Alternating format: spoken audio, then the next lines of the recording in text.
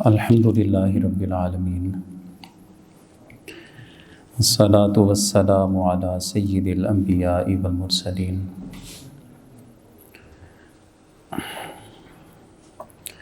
وعلی آلہ واصحابہ وبارک وسلم اجمعین۔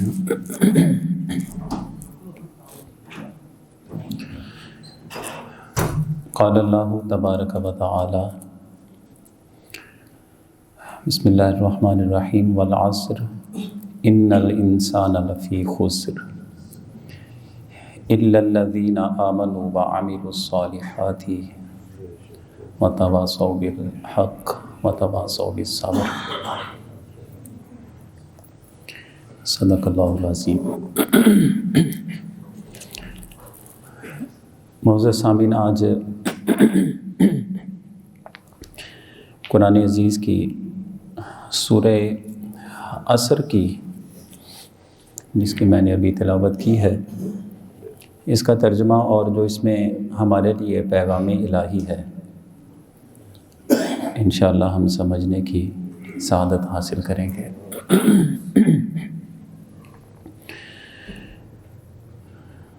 مرکزی جو مضمون ہمارا رہے گا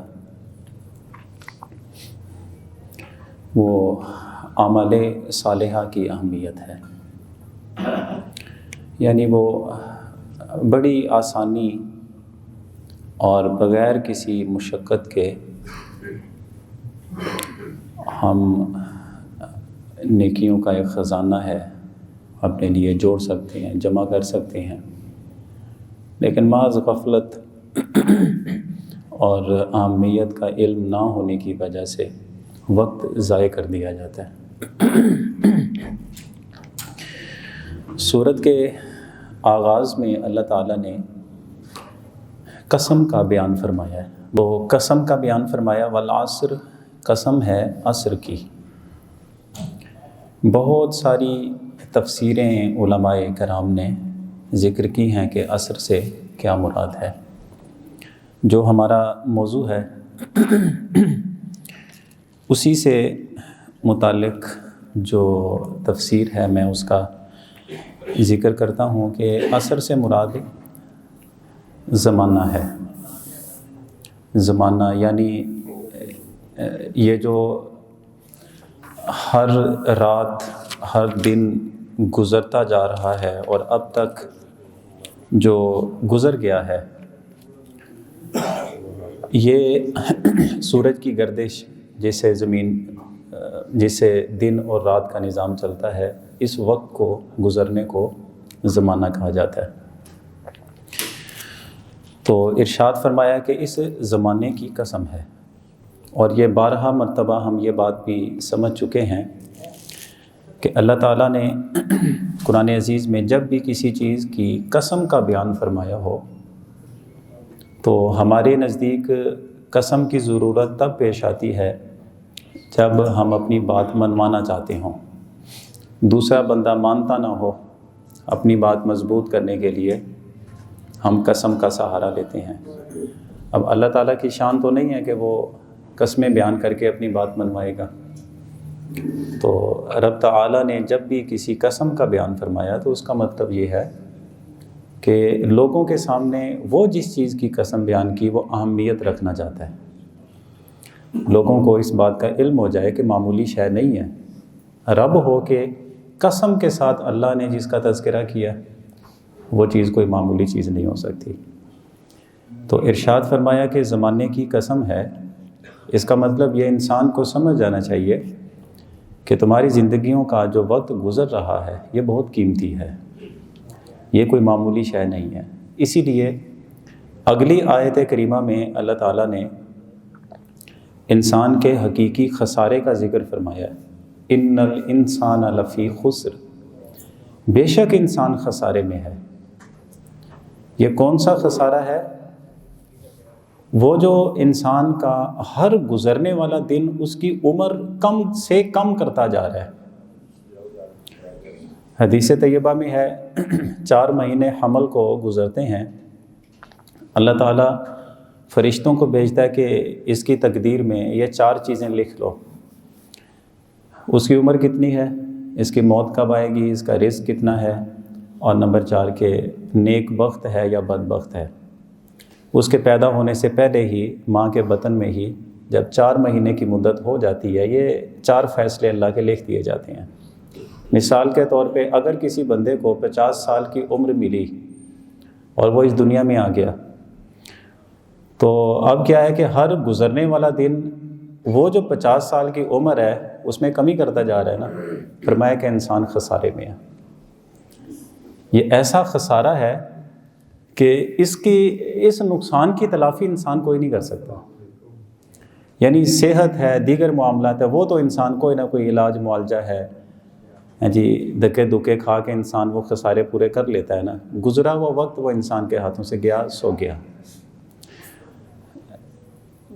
وہ ایک بزرگوں کے حوالے سے یہ بات پڑھنے کو ملی کہ تاجر لوگ اپنی اپنی آوازیں لگاتے ہیں، کپڑا بیچنے والا اپنی آواز، سبزیاں بیچنے والے اپنی آواز لگاتا ہے، دیگر اپنی آواز۔ ایک صاحب وہ برف بیچتے تھے، اب وہ لوگوں سے منتیں سماجتیں کرتا ہے، خدا کے لیے میرے پاس جو مال دستیاب ہے، چیز دستیاب ہے، اسے بھی خرید لو۔ کیوں؟ میرا تو اصل سرمایہ پگھلتا جا رہا ہے۔ باقی چیز تو سٹور کر کے رکھی جا سکتی ہے نا، اس میں ایکسپائری نہیں ہوتی، دیر بعد ہوتی ہے جا کے، اس کا کیا کریں گے؟ تو جو سننے والے تھے وہ کہتے کہ مجھے اللہ کے اس فرمان کی سمجھ آ گئی، ان الانسان لفی خسر، کہ انسان کو جو بتایا گیا کہ حضرت انسان خسارے میں ہے، اس خسارے سے کیا مراد ہے؟ اس کا تو اصل سرمایہ گھلتا جا رہا ہے۔ اس سے میں معلوم ہوتا ہے کہ وقت کی بڑی قدر ہے، وقت کی بہت قدر ہے۔ میں کسی پہ تان نہیں کرتا، لیکن زندگی بہت سارے تجربات سکھاتی ہے۔ جس شخص کی داڑھی میں چاندی آ چکی ہے نا، سفیدی ہے، اس سے پوچھیں کہ آپ جوانی میں کیا سوچتے تھے، وہ بھی یہی سوچتے تھے کہ ہلے بڑا ٹائم پہ ہے۔ لیکن وقت گزرتے اب وہ 60 سال کو کراس کر گئے، پتہ ہی نہیں چلا۔ اب وہ چاہیں بھی وہ جو منصوبے بنا کے رکھتے تھے یا جو اس کی بہت ساری حسرتیں ایسی تھیں، وہ کہے گا ابھی تک پوری نہیں ہوئی۔ وہ کام جوانی کے تھے، جوانی میں ہو جاتے تو بڑا اچھا تھا، اب وقت گزر گیا۔ ہم لوگ عمرے کے لیے گئے تو مطاف میں بڑی رونق تھی، حسرتیں کرتے ہوئے اس شخص کو دیکھا گیا کہ اللہ دا نام منو یار، مینوں پھڑ لو جا کے کعبے نوں ہاتھ لوا دو۔ اب وہ آدمی چاہے ایڑیاں رگڑے، چاہے ناک رگڑے، جو بھی کرے، اللہ سے منتیں کرے، سماجتیں کرے کہ میرے گھٹنوں میں وہ صحت آ جائے یا وہ جوانی والی بہاریں واپس آ جائیں، تو میں جس طرح یہ جوان لوگ حشاش بشاش ہو کے کیسے عبادت کر رہے ہیں کہ اس طرح کر لیں، نہیں ہو سکتا۔ اس لیے فرمایا کہ ان الانسان لفی خسر، انسان بہت بڑے خسارے میں ہے، اسے نہیں پتہ وہ خسارہ کون سا ہے۔ دیگر خسارے بھی ہو سکتی ہیں، لیکن جس خسارے کی جہاں پہ بات ہو رہی ہے نا اس جگہ، وہ خسارہ کیا ہے کہ انسان کی عمر کم سے کم ہوتی جا رہی ہے۔ حضور غوث اعظم رضی اللہ تعالیٰ عنہ نے ایک جگہ پہ ارشاد فرمایا کہ ایک وہ وقت ہے جو تمہارا گزر چکا ہے، تم جتنی بھی کوشش کر لو تم واپس پلٹ کے تو جانے والے نہیں، اور ایک وہ وقت ہے جو آنے والا ہے، تمہارا آنے والا کل ہے، تم جتنی بھی کوشش کر لو چھلانگ لگا کے اس آنے والے کل میں نہیں جا سکتے۔ تمہارے اختیار میں کیا ہے؟ اس وقت کا جو لمحہ گزر رہا ہے، آج کا دن، یہ تمہارے اختیار میں ہے، اسے محفوظ کر لو گے نا سب کچھ ٹھیک ہے۔ تو وقت کی قدر ہے یہ بتائی اللہ تعالیٰ نے۔ اب انسان کے خسارے کا ذکر کر کے ارشاد فرمایا کہ 4 قسم کے اعمال ہیں جو انسان کو اس نقصان سے، خسارے سے بچا سکتے ہیں۔ الا الذین آمنوا، وہ لوگ اس خسارے سے بچ جائیں گے، عمر چاہے 20 سال کی مل جائے لیکن یہ 4 کام کر لیں، عمر چاہے 60 سال سے بھی اوپر چلی جائے، یہ 4 کام کر لیں، جتنی بھی عمر کا حصہ ملا یہ 4 کام ان سے ضائع نہیں ہونے چاہیے۔ جس نے یہ 4 کام کر لیے وہ خسارے سے بچ گیا۔ پہلی بات ارشاد فرمائی الذین آمنوا، جو لوگ ایمان لے آئے۔ ایمان اصل بنیاد ہے کسی بھی عمل کے قبول ہونے کے لیے۔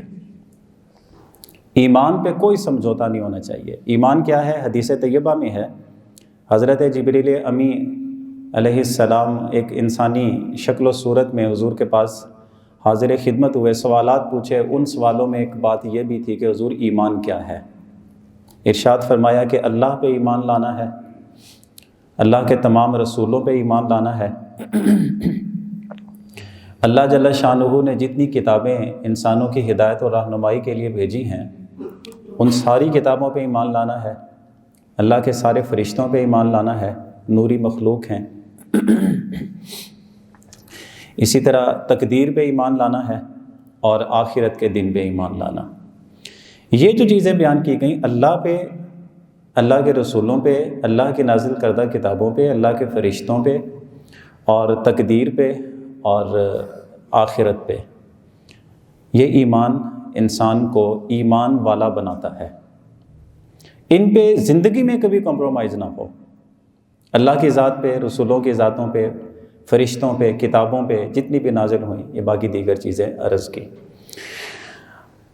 اچھا، امام اعظم علیہ الرحمہ کا ایک قول ہے، چلے میں یہاں پہ عرض کر دیتا ہوں۔ آپ نے ارشاد فرمایا کہ اپنے ایمان کی ہر وقت حفاظت کرنی چاہیے۔ 3 قسم کے اعمال ایسے ہیں جو بندہ اگر عادی ہو جائے، انہیں اختیار کرے اور توبہ نہ کرے اور اسی پہ زندگی گزارتا رہے، بہت ممکن ہے کہ وہ بندہ مرنے سے پہلے اپنا ایمان ضائع کر بیٹھے گا۔ سیانے لوگ تھے اور بڑی عقل رکھنے والے لوگ تھے، انہوں نے دین اسلام کو سمجھا اور نچوڑ نکال کے عرق ریزی کے ساتھ پھر ہمارے لیے وہ خزانہ رکھا ہے انہوں نے۔ آپ فرماتے ہیں کہ 3 اعمال کون سے جو بندے کا ایمان ضائع کر سکتے ہیں؟ فرمایا کہ پہلی چیز ہوتی ہے ایمان پہ ناشکری، ایمان پہ ناشکری اختیار کرنا۔ دنیا میں اللہ نے جتنا بھی انسان کو نوازا ہے، ان سب سے بڑی جو عنایت ہے کسی بھی بندے کے لیے، وہ ایمان کی دولت ہے۔ ایمان کی دولت ہے۔ کیوں؟ آخر میں جا کے ٹھکانے 2 ہی ہیں، یا تو دوزخ ہے یا جنت ہے۔ تو جنت کا داخلہ کلمہ طیبہ یعنی ایمان کے بغیر ممکن نہیں ہے۔ اچھا، جنت کیا ہے؟ وہ انسان کا جو خوش بخت انسان ہے اس کا حقیقی ٹھکانہ وہی ہے۔ سارے انبیاء کی زیارتیں وہاں پہ ہیں، اور سب سے بڑھ کے دیدار الہی کی جو نعمت اور لذت ہے وہ جنت میں ہے، وہ ایمان کے بغیر نہیں ہے۔ اب کسی انسان کو اللہ تعالیٰ نے ایمان کی دولت سے نوازا ہو، لیکن وہ اس پہ اللہ کا شکر ادا نہ کرے اور کفران نعمت کرتا رہے، یعنی دیکھتے نہیں ہیں کہ عمل کی کسی خرابی کی وجہ سے یہ کہنا کہ ساڑھے نالوں تو صحیح چنگے نے، ساڑھے نالوں تو کافر چنگے نے۔ کیوں؟ نظام بہتر سمجھ کے صرف۔ تو آپ کو کس نے منع کیا؟ آپ نظام کیوں نہیں بہتر کرتے؟ یعنی اچھی صفائی کا نظام دے کے ساڑھے نالوں تو چنگے نے، اچھا فیصلہ دے کے چھوڑو مسلمانوں نو یار اصل تے قانون ہونا دے، تو بندہ پھر، میں نہیں کہتا کہ بندہ پھر چوڑا بن جائے، صحیح بن جائے، پھر غیر مسلم بن جائے، کچھ بھی ہو جائے، جس کے پاس دولت ایمان نہیں ہے، دنیا کا اچھے سے اچھا اخلاق اس کے پاس موجود ہے، لیکن ایمان کی اگر دولت نہیں ہے، وہ کسی عام ادنا سے مسلمان کے برابر بھی نہیں ہو سکتا۔ اللہ نے ایمان کی دولت سے نوازا، اللہ تیرا شکر ہے۔ یہ وہ خزانہ ہے، دنیا کے سارے خزانے جتنی بھی تیری نعمتیں ہیں اس نعمت کا بدل نہیں ہو سکتے۔ فرمایا کہ ایمان پہ ناشکری جو اختیار کرتا ہے مرنے سے پہلے اپنا ایمان کھو بیٹھے گا، ضائع کر دے گا۔ دوسری چیز فرمایا کہ بندوں پہ ظلم کرنے کا عادی، چاہے وہ مالی اعتبار سے ہو، چاہے وہ ویسے اذیت دینے کے اعتبار سے ہو۔ کیوں؟ جو ظلم کرنے کا عادی ہو جاتا ہے نا، اس کے نزدیک پھر اللہ کے قانون کو توڑنا، جناب رسول اللہ کے بتائے ہوئے طریقوں کو چھوڑنا اس کے لیے کوئی مشکل نہیں ہوتا۔ وہ عادی ہو جاتا ہے نا، اصل میں گناہ کرتے ہوئے اسے احساس نہیں ہوگا کہ میں گناہ کر رہا ہوں، اور ہوگا کیا کہ اللہ کی کسی حرام کردہ چیز کو اگر وہ عادت اس کی بن چکی ہے، حرام کردہ چیز کو جائز اور حلال سمجھنا اس کے لیے آسان ہو جائے گا۔ مطلب سود دینے کا کسی کو اگر چسکا پڑ گیا ہے سود کے بغیر قرضہ ہی نہیں دیتا، تو اب کیا کرے گا وہ؟ ظلم تو ہے نا، مالی استحصال ہے، لیکن اسے دو بندے بیٹھ کے سمجھائیں، وہ آگے سے کیا کہے گا؟ سارا زمانہ کردا ہے یار میرے کرنا بہتا ہوندا ہے۔ کچھ دن پہلے اب یہی کیس ایک سامنے آیا ہمارے بھی، ہماری وہ مسجد ہے، اس کا وہ تھوڑا سا ایشو بنا ہوا تھا، سٹے لگا ہوا تھا، لوکل کمیشن آیا، اس سے بات کی، انہوں نے کہا جی پیسے دیو۔ ہم نے کہا یار مسجد کا فنڈ ہے، کہتے جی اب تعویل کیا ہے اس کے نزدیک کہ جس طرح زکوٰۃ کے محکمے میں کام کرنے والے اگرچہ مالی اعتبار سے جتنے بھی اسٹرانگ کیوں نہ ہوں، لیکن جو تنخواہ ان کو آخر حق ہے، ان کا محنت کرتی ہیں زکوٰۃ کے محکمے میں، اب ان کو تنخواہ دینے کے لیے اسی زکوٰۃ کے فنڈ سے اگر ان کو تنخواہ دی جائے تو جائز ہے۔ پیسہ زکوٰۃ کا ہے، کس بندے کو جا رہا ہے؟ جو خود صاحب حیثیت ہے، لیکن زکوٰۃ دینا جائز ہے، اس کو بھی زکوٰۃ دینا نہیں، زکوٰۃ کے مال سے تنخواہ دینا جائز ہے۔ اب وہ کہتا ہے جی مسجد کا فنڈ ہوئے جو مرضی ہوئے، لیکن ساری محنت ہے اسی دے لینی ہے۔ اس بندے کے نزدیک لاجک کیا ہے؟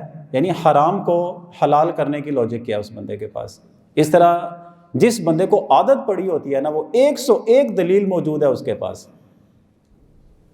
تو بندوں پر ظلم کرنے کا عادی اسی ظلم کے ضمن میں، چاہے وہ مالی ظلم ہو، بدنی ظلم ہو، فیصلوں کا ظلم ہو، کسی طرح کا بھی ظلم ہے، حق تلفی ہے، جو بندہ کرنے کا عادی ہے، امام اعظم فرماتے ہیں علیہ رحمہ کہ وہ بندے کو ہو سکتا ہے، ممکن ہے کہ مرنے سے پہلے اس کا ایمان ضائع ہو جائے، اور اگر ایمان ضائع ہو گیا پیچھے بچتا کیا ہے؟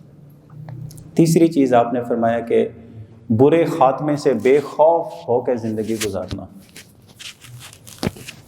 برے خاتمے سے بے خوف ہو کے زندگی گزارنا، یعنی اسے کوئی احساس نہیں ہے کہ میں نے جو گناہ کیے کس حد تک وہ گناہ میرے بڑھ چکے ہیں، اور میرے پھر گناہ کیسے کیسے ہیں، کس گناہ کا کتنا وزن ہے، کوئی فکر نہیں ہے اسے، بس یوں ہی زندگی گزر رہی ہے، کوئی اسے خوف نہیں ہے، جنازے اٹھتے ہوئے دیکھ رہا ہے، قبرستان کے پاس سے ہر روز گزر کے چلا جاتا ہے، بیماروں کو اپنے نگاہوں کے سامنے دیکھ رہا ہے، دائمی مریضوں کو اپنی نگاہوں کے سامنے دیکھتا ہے، لیکن اس کے باوجود احساس نہیں ہے۔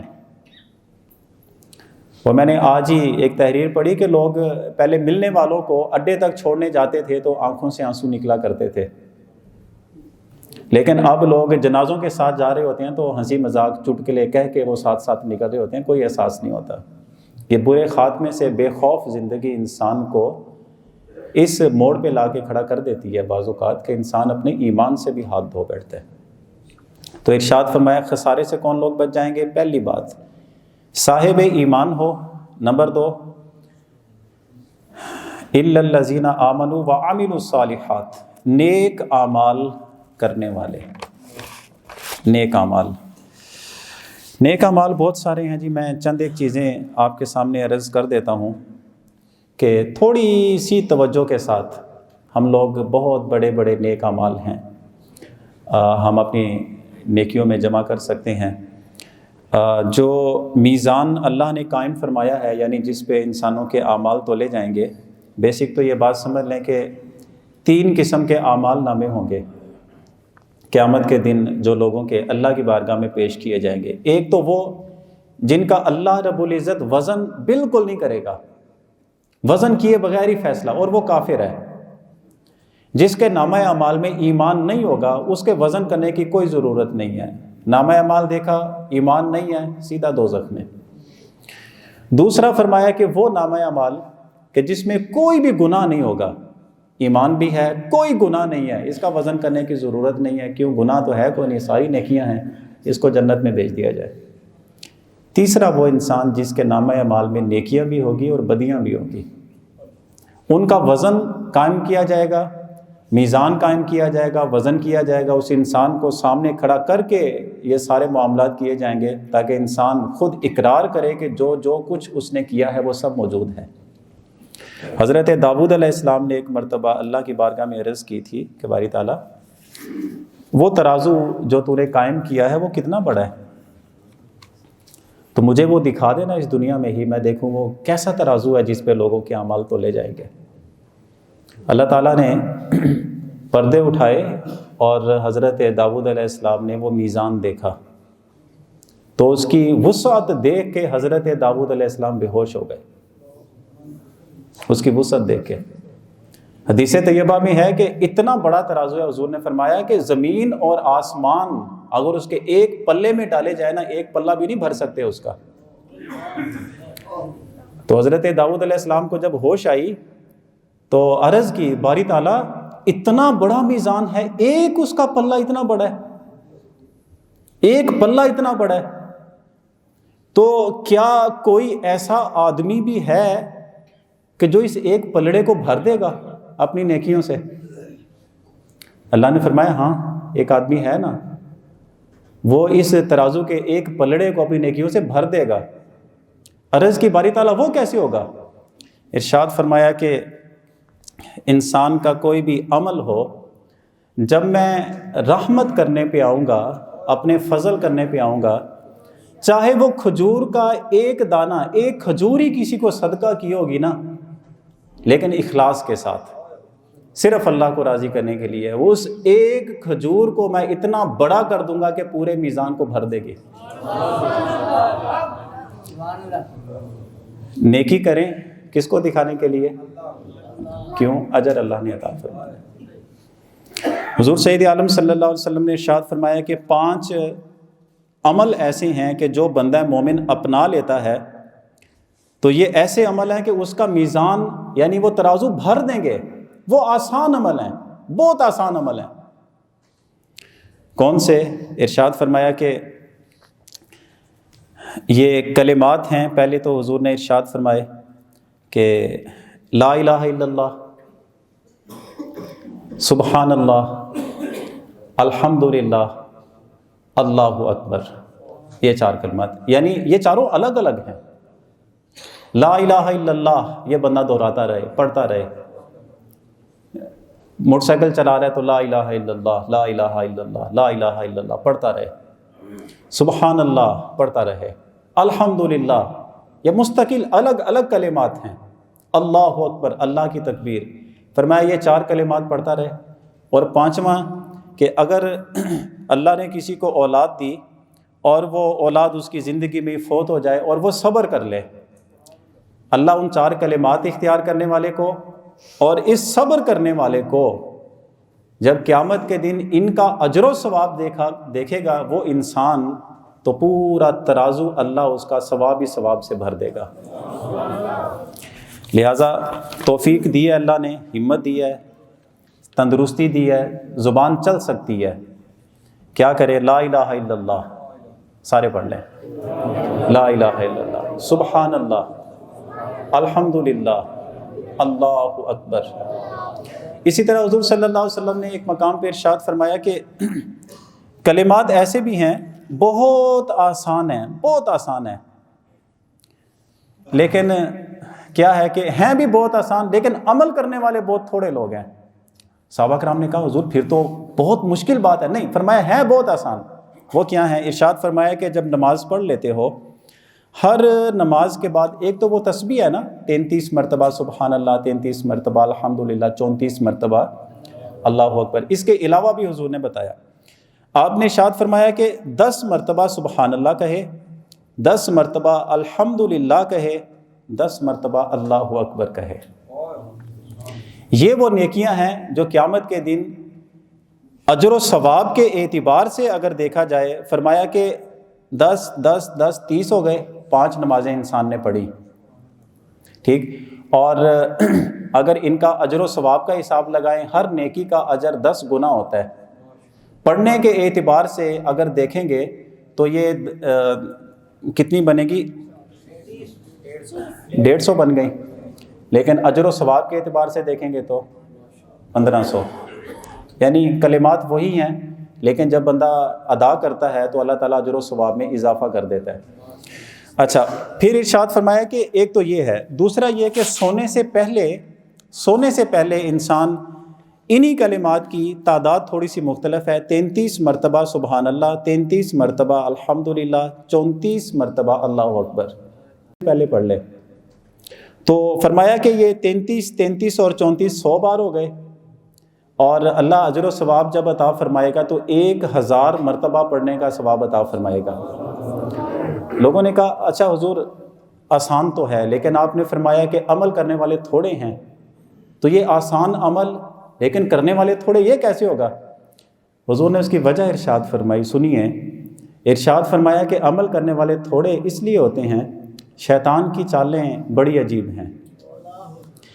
نماز پڑھنے کے بعد 10 یہ 3 کلمات 10 مرتبہ 30 مرتبہ کل کہنے ہوتے ہیں، لیکن اس کے نماز پڑھنے کے دوران شیطان اس کے دل میں ایک ایسے کام کی توجہ ڈال دے گا، بندے کا ہوگا یار سلام پھیریے چھیتی پہنچی ہے، وہ گیا، شیطان نے اس کو جلدی سے کوئی کام یاد دلا دیا، یہ آسان عمل بھی بندہ نہ کر سکا۔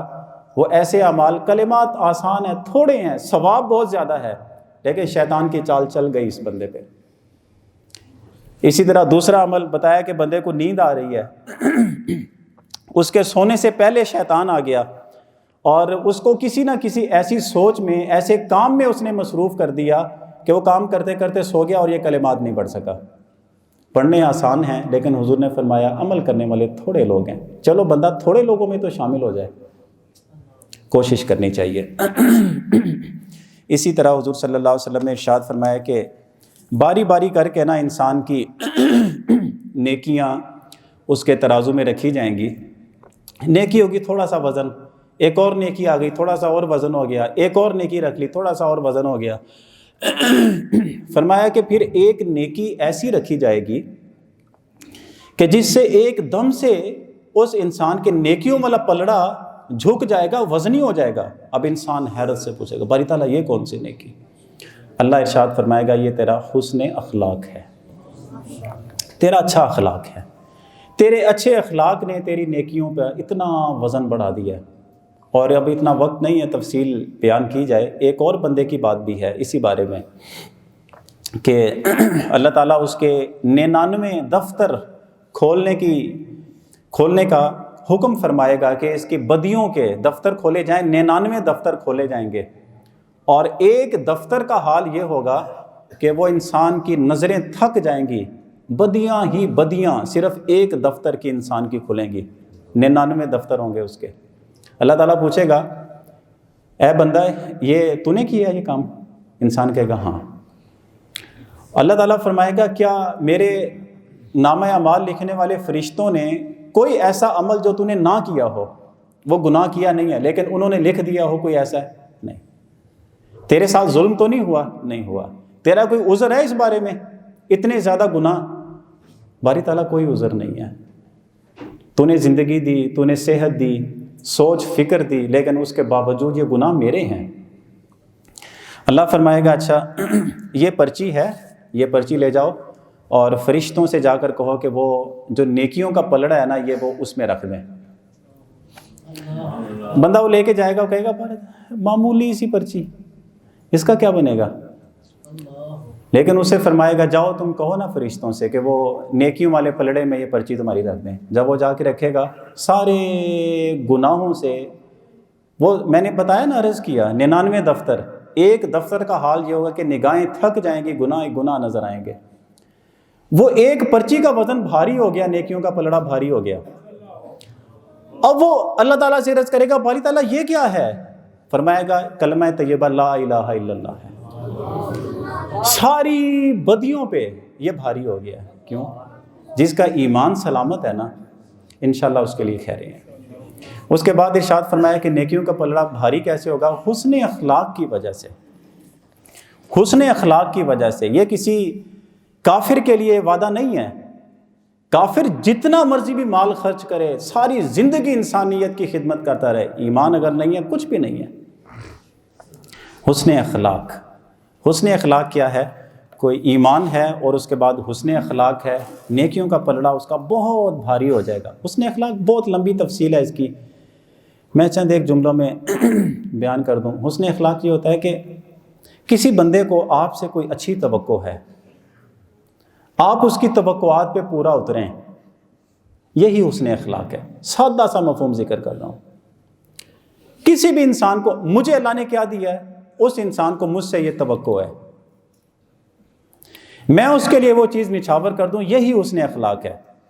یعنی اللہ نے مجھے اگر 2 کتابیں پڑھنے کی توفیق عطا فرمائی ہے، آپ لوگ مجھ سے کوئی اگر توقع رکھیں گے، کیا رکھیں گے؟ یار مولوی صاحب ہیں، کوئی دین دی گل دسن گے۔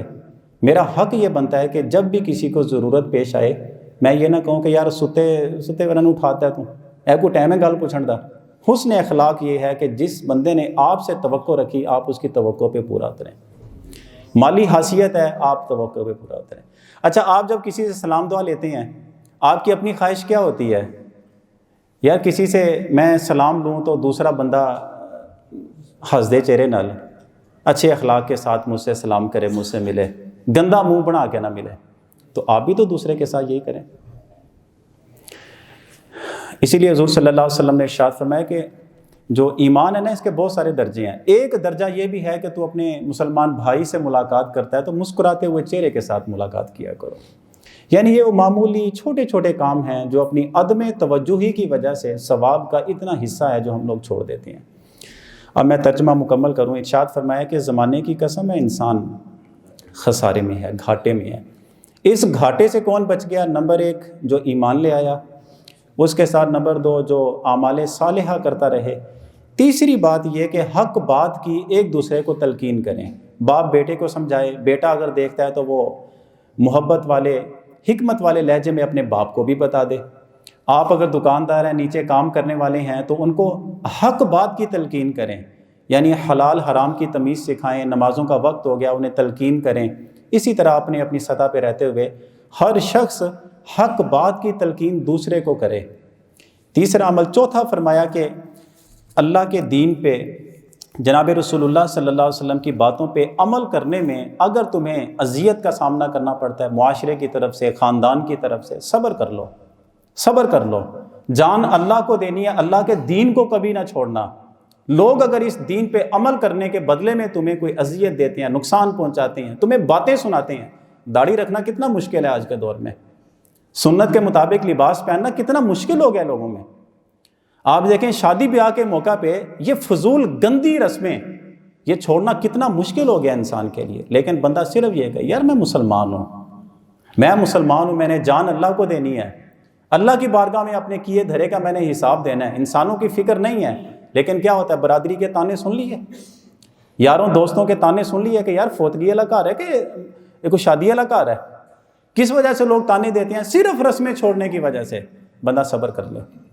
ارشاد فرمایا کہ یہ صبر کرے اور دوسروں کو بھی اس بات کی تلقین کرے تو 4 عمل جس بندے میں جمع ہو جائیں، ایمان، نیک عمل، ایک دوسرے کو حق بات کی تلقین، صبر کی تلقین، فرمایا کہ وہ چاہے 20 سال کی عمر پائے تب بھی وہ کامیاب ہے، 80 سال کی عمر پالے تب بھی کامیاب ہے۔ اللہ کی بارگاہ میں دعا کرتے ہیں کہ جو پیغام سنا سمجھا، اللہ تعالیٰ عمل پیرا ہونے کی توفیق عطا